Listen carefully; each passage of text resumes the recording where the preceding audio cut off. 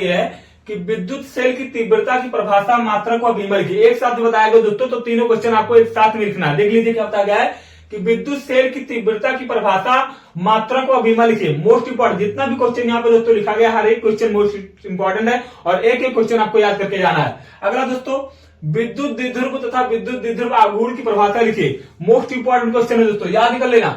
अगला क्वेश्चन, दो विद्युत बल रेखाएं एक दूसरे को कभी नहीं काटती। क्या? दो विद्युत बल रेखाएं एक दूसरे को कभी नहीं काटती हैं। क्यों? क्योंकि दोस्तों ये सवाल बहुत इंपॉर्टेंट है, हर साल आता है। ठीक है। अगला क्वेश्चन, दो आवेशों के बीच लगने वाले विद्युत बल की सहायता से विद्युतशीलता का मात्रक व विमीय सूत्र निकालिए। मोस्ट इंपॉर्टेंट है मेरे भाई, एक एक क्वेश्चन मोस्ट इंपॉर्टेंट है, याद कर लेना।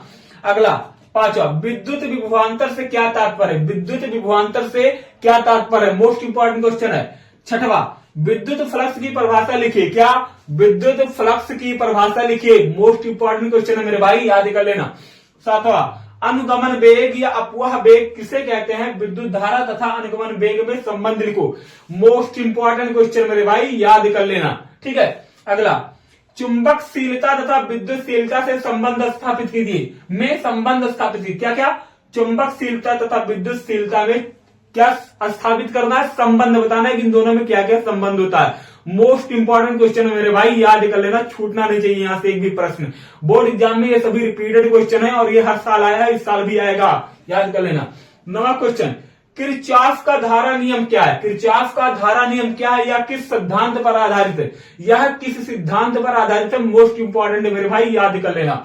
अगला क्वेश्चन, अन्योन प्रेरण गुणांक, अन्योन प्रेरण गुणांक की परिभाषा व मात्रक लिखिए।